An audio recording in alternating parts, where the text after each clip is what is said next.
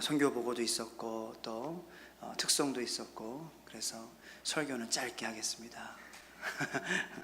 네, 오늘 본문 말씀에 등장하는 그 10계명의 제4계명, 바로 안식일을 기억하여 거룩하게 지키라 라는 하나님의 말씀을 오늘 우리는 본문 말씀을 통하여서 볼 수가 있습니다. 우리가 이 10계명을 이 성경을 통하여서 볼 때에 하나님의 그 율법에 대한 그러한 좀 불편한 진실을 우리가 생각하지 않고 지나갔으면 좋겠는데 그렇게 될 수 없다는 게 현실입니다. 10계명도 하나님께서 우리에게 주신 구약의 율법의 그러한 613가지의 계명들 중에 포함된 그러한 계명들 중에 우리가 특별히 지키고 살아가야 될 10가지의 계명들임을 우리가 알 수 있습니다. 이 10계명을 우리가 바라볼 때에, 그리고 율법을 바라볼 때에 우리의 마음 가운데 조금 불편한 진실이 있는데, 그것은 뭐냐? 우리가 예수님의 십자가로 말미암아 자유함을 얻었고 이제는 더 이상 율법 아래, 저주 아래 있지 않는 그런 존재들이지만 아직도 율법에 관한 그러한 마음으로 완전하게 자유하지 못한 모습을 가지고 살아가면서 크고 작은 고민을 하게 된다라는 사실입니다. 무슨 말씀이냐? 우리 주위에 신앙생활하는 성도님들을 보면은 뭐 딱 두 분류의 사람만 존재하는 건 아니지만 크게 이해를 돕기 위해 두 분류의 그러한 사람들이 존재하는 것을 우리가 알 수 있습니다. 첫 번째로는 자신에게는 굉장히 관대하면서 상대방에게는 율법의 잣대를 들이밀고 평가하는 그러한 사람들이죠. 다시 말해서 예를 들어서 나는 아직 예수 믿은 지 얼마 되지 않았기 때문에 이렇게 해도 괜찮지만 예수님 오래 믿은 당신은 이렇게 하면 안 되지 않냐, 이런 생각을 우리가 할 때가 있지 않습니까? 특별히 이제 우리 목회자를 향하여서 목사는 이렇게 하면 안 되지 않냐. 근데 물론 그 말씀도 맞는 말씀이에요. 목사기 때문에 그렇게 하면 안 되는 것이 분명히 존재합니다. 하지만 그 말이 또 틀리기도 해요. 왜냐하면 하나님께서 우리에게 모든 예수님의 십자가로 다 만민이 제사장 나는 그러한 평등함을 허락하여 주셨어요.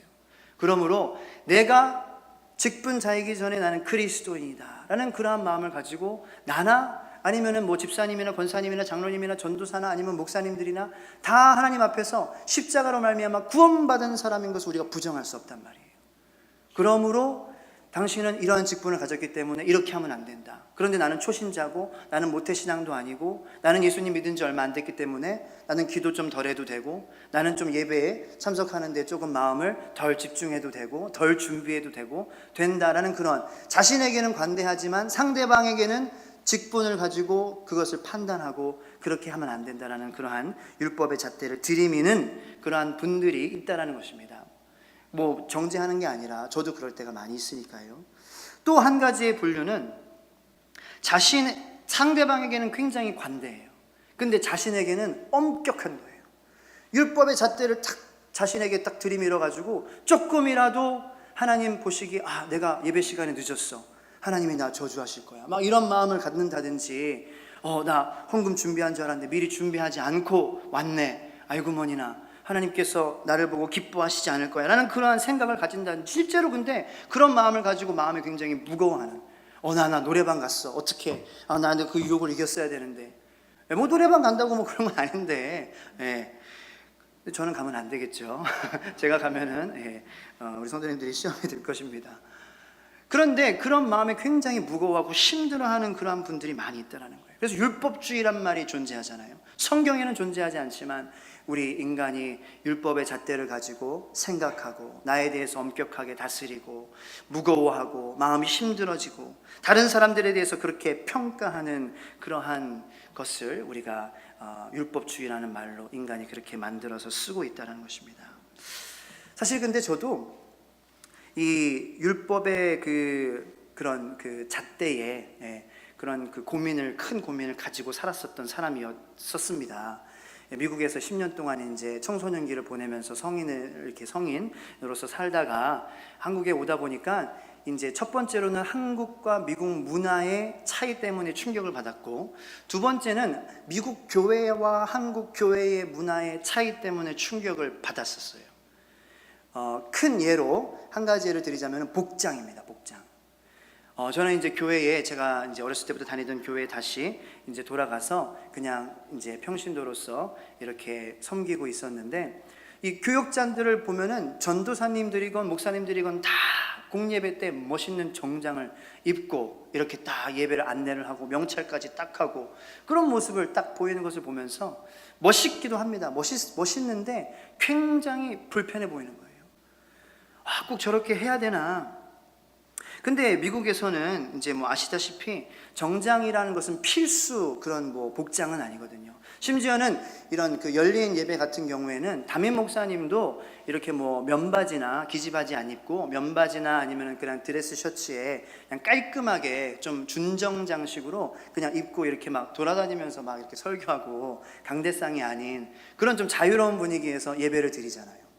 그런데 뭐 중고등부나 아니면은 주일학교는 뭐 더 말할 나위 없죠. 저는 이제 중고등부 전도사였을 때 이제 파트타임이니까 주중에 가끔 출근을 하거든요. 그런데 뭐 반바지에다가 쪼리 신고 그렇게 출근한 적도 있어요. 그런데 저를 이렇게 보시는 눈빛이 개념 없는 하목사네 이렇게 보시는 것 같은데, 그게 인정이 되는 사회예요. 그러니까 이제 중고등부 전도사들은 아무래도 젊으니까 그렇게 복장을 자유롭게 해도 교회에서 인정을 해주는 거예요. 근데 우리 여기 한국에서는 전도사님들이나 아니면 목사님들이나 이 쉬는 날에도 그렇게 입으면은 왠지 안 될 것 같은, 마트에서 그렇게 입고 갔다가 성도님들 만나고 나 쪼리 신고 나갔는데 반바지에 반팔 입고 나갔는데 그게 좀 걸리게 되죠. 이제 그런 모습을 딱 봤는데 갑갑한 거예요. 멋있지만 슈트 입고 멋있죠. 근데 갑갑한 거예요. 그래서 저는 다짐했습니다. 내가 한국에서 사역자로 살아갈 확률은 다 1%도 없다. 나는 한국에서 절대로 목회하지 않을 것이다. 근데 미국에 그런 속담이 있습니다. Never say never. 절대로 절대라는 말을 하지 말아라. 왜냐? 사람의 앞날은 알 수 없다. 저는 정장이 지금 어떤 옷보다도 편하게 입고 있습니다. 그리고 나갈 때 신경 쓰게 되고 제 복장에 대해서도 그렇게 신경 쓰게 되는 사람이 되었어요. 하나님께서 살아계시다라는 것을 저를 통하여서 성도님들께서 보실 수 있다는 것입니다. 제가 이렇게 세종천성교회에서 담임 목사로 목회를 하고 있다는 것, 우리가 절대로 하나님 앞에서 함부로 우리의 미래를 예측하면 안 됩니다. 그렇게 율법에 의해서 굉장히 힘들었었어요. 더군다나 이제 결혼을 하고 그 초창기에 그 굉장히 자유분방한 모습을 가질 때에 저희 아내는 장로교 목사님의 밑에서 자랐고 엄격하시고 강직하신 그 목사님 밑에서 자랐으므로 제가 야 그렇게 안 해도 하나님 나 사랑하셔. 저는 막 이렇게 막 망언을 했거든요. 그러니까 뭐 물론 이제 예수님 안에서 자유한다. 예수님께서는 나의 어떤 모습도 사랑하신다. 그거는 좋죠. 근데 너무 막 말을 많이 했어요. 막 했어요. 야, 기도 안 해도 하나님 나 사랑해. 내 마음 다 아셔가지고 다 응답하셔. 그리고 이제 교회에서 이제 그 사역을 한국에서 이제 천안에서 사역을 하는데도 이렇게 조금 온전하게 그런 한국 문화에 젖어들지 못하고 이렇게 좀 잘 새벽 기도도 가끔 못 나가고 그런 모습을 보이면서 괜찮다고. 어차피 뭐 교육 전도사라서 주중에 새벽기도 안 나가도 되잖아. 뭐 그런 거 가지고 그렇게 막 깝깝하게 살고 그래. 그렇게 얘기하면서 막 말을 막 했거든요. 안 그래도 하나님 나 사랑하신다. 기도 안 해도 된다. 말씀 읽는 시간 뭐 목에 정해놓고 해. 읽고 싶을 때 읽는 거지.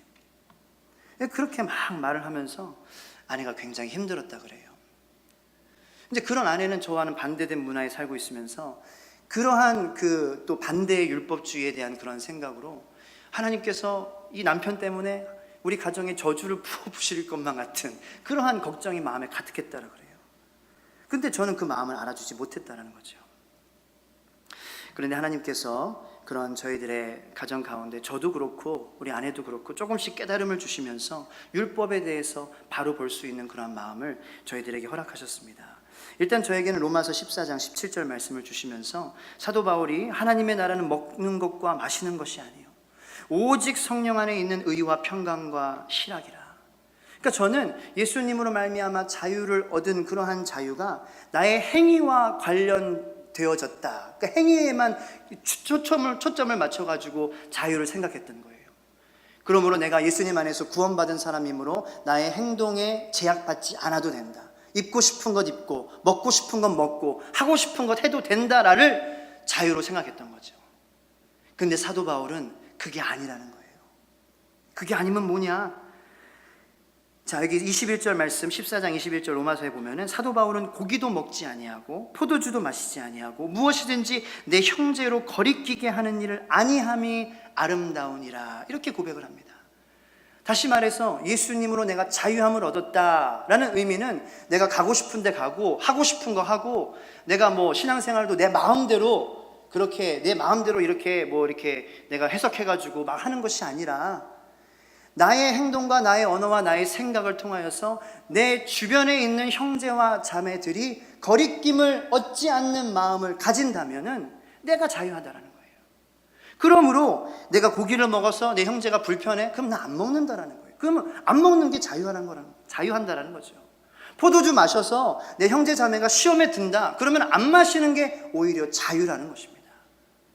그것이 자유인데, 그것이 성령님 안에서 참 자유인데 그냥 내가 하고 싶은 대로 하는 것이 자유인 줄로만 알고 있었던 삶을 살았다는 것이죠. 하나님의 은혜를 잘못 해석하고 또 율법을 그냥 나를 묶기 위한 것으로만 알고 있었다는 거죠. 그런데 또 아내에게도 이런 말씀을 주셨어요. 아내가 고백해요. 빌립보서 2장 12절 15절 말씀에 그러므로 사랑하는 자들아 너희가 나 있을 때뿐 아니라 더욱 지금 나 없을 때에도 항상 복종하여 두렵고 떨림으로 너희 구원을 이루라. 너희 안에서 행하시는 이는 하나님이시니 자기의 기쁘신 뜻을 위하여 너희에게 소원을 두고 행하게 하시나니 모든 일을 원망과 시비가 없이 하라. 이는 너희가 흠이 없고 순전하여 어그러지고 거스르는 세대 가운데서 하나님의 흠없는 자녀로 세상에서 그들 가운데 빛들로 나타내며.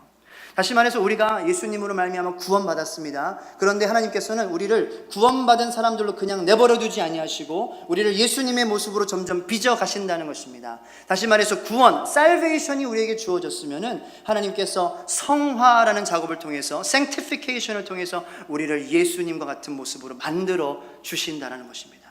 그런데 그러한 단계 안에서 우리가 행위로 예수님과 같이 된다는 게 아니라는 거예요.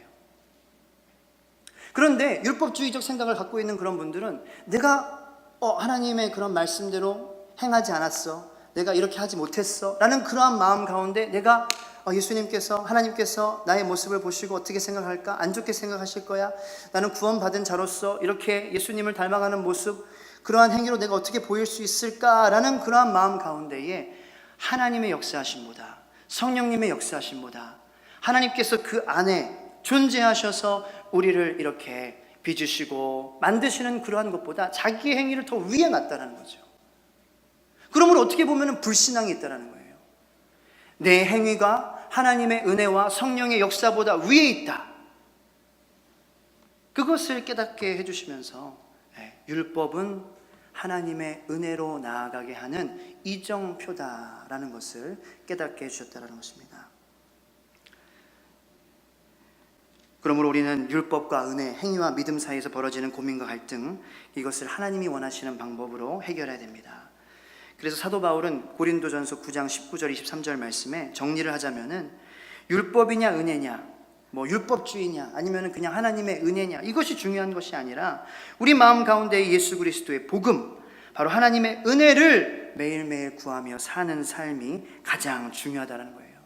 내가 이것을 해도 하나님의 은혜가 나오게 하고 내가 저것을 해도 하나님의 은혜가 나오게 하고 내가 이런 말과 이런 행동을 할 때 하나님의 은혜가 풍겨 나오는 그러한 말과 행동을 하는 것이 가장 중요하고, 그렇게 살면은 머리 아프지 않다라는 거예요. 율법으로 고민하지 않아도 된다는 겁니다. 다시 말씀드리면은 하나님께서 613가지의 계명을 우리에게 주신 이유는 우리가 그 계명으로 마음이 무거워지고 그런 율법의 무게로 마음의 부담감이 증가하는 것을 보시고 하나님께서 쌤통이다라고 말씀하시기 위해서 주신 이유가 아니라 우리가 행복하기 위해서 주신 것이라는 것입니다. 그것으로 인하여서 하나님의 은혜밖에 의지할 것이 없다라고 다 화살표로 이정표를 보여주시는 거예요. 너의 행위로 구원받을 수 없다. 오직 십자가의 은혜로 이정표들을 다 보이시며 우리를 인도하시는 것이 바로 하나님의 율법이라는 것입니다. 우리가 이 십계명을 볼 때도 안식일을 지켜라, 부담을 느낄 때가 있어요. 안식일을 지켜라. 네, 그렇죠. 누구나 그렇지 않습니까? 교회를 가고 싶은 마음보다 교회를 가고 싶은 마음이 크다. 네, 교회 밖에 교회 밖에 저기 재밌는데 놀러. 근데 10계명의 모든 계명들이 다 그래요.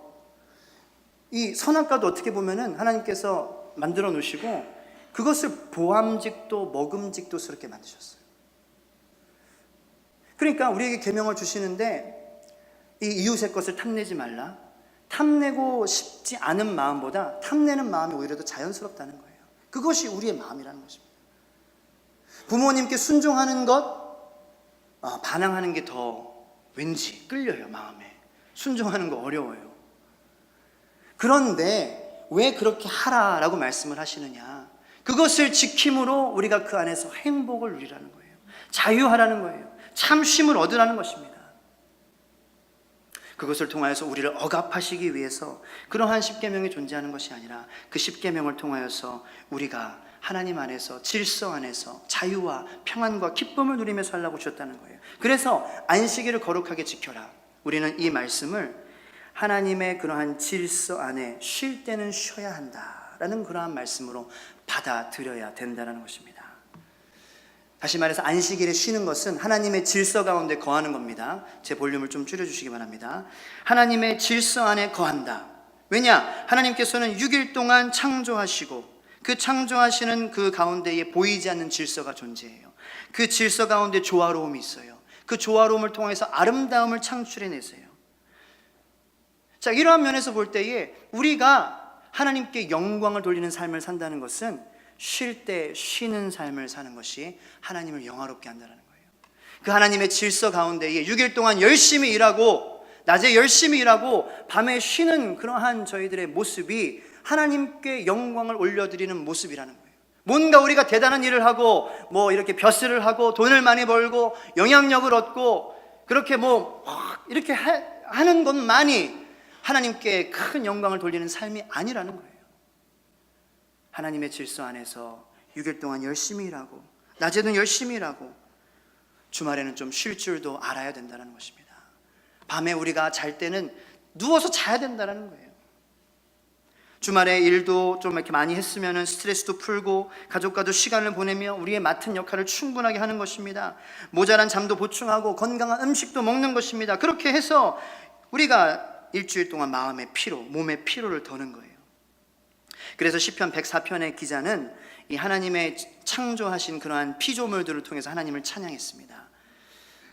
그 19절로 23절 말씀에 보면은 여호와께서 해와 달을 만드셔가지고 낮과 밤을 만드시고 달을 만드셔가지고 절기를 만드시고 그리고 낮과 밤을 만드셔가지고 밤에는 동물이 기어나오고 그리고 사람들은 쉬게 하시고 낮에는 사람들이 나가서 일하게 하시고 동물들이 들어가 쉬게 하고 그렇게 해서 하나님의 질서 가운데 이 모든 피조물들이 서로 부딪히지 않고 그렇게 작용한다라는 그런 아름다움을 찬양한 시가 바로 이 시편 104편의 시입니다. 근데 여기 하나님의 설계를 따라서 이 질서 가운데 우리가 낮에는 일하고 밤에는 동굴에 들어가서 누워야 돼요. 안 그러면은 밤에 동물들에 의해서 우리가 큰일 납니다. 그 옛날에는 그렇게 우리가 자연에서 살면서 서로 사람과 자연이 공존할 수 있게 하나님이 질서를 그렇게 만드셨어요. 근데 지금은 우리가 거주 지역에 있기 때문에 야생동물이나 이런 동물들이 우리가 맞닥뜨리지 않죠. 하지만 하나님의 자연 질서 안에서 그렇게 사람들이 살아갈 수 있었다라는 것입니다.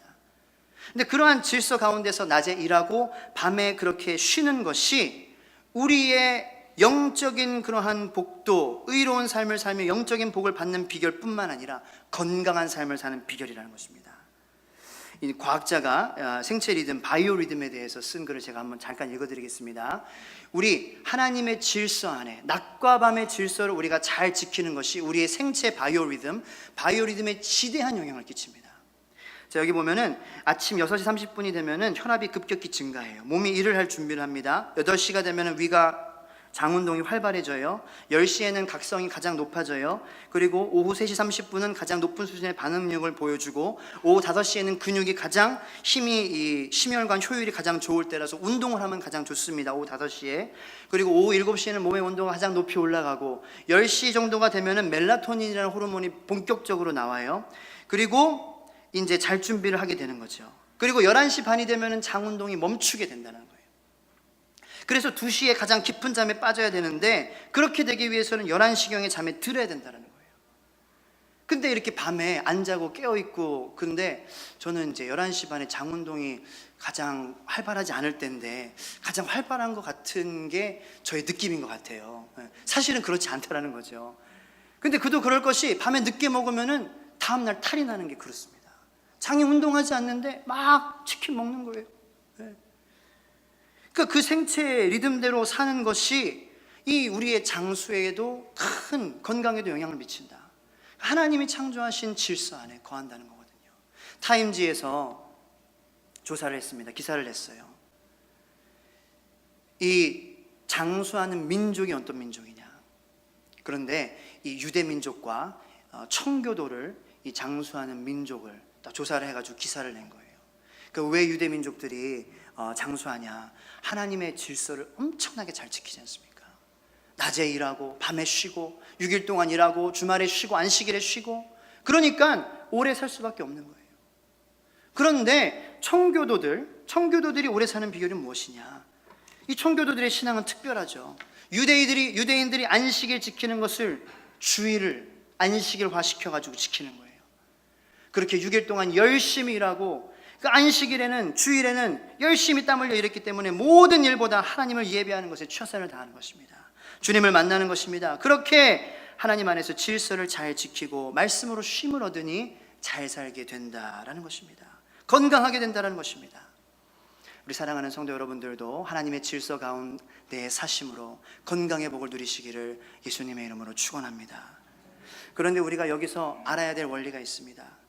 하나님의 그 질서 가운데에 우리가 엿새 동안 열심히 일하고 쉬고, 우리의 몸이 쉬고, 그로 말미암아 우리가 건강할 수 있지만, 무엇보다도 우리가 건강함을 누리기 위해서는, 그리고 육적인 건강함뿐만 아니라 영적인 그러한 건강함, 그러한 복을 누리기 위해서는 우리가 생각이 쉬어야 된다는 거예요.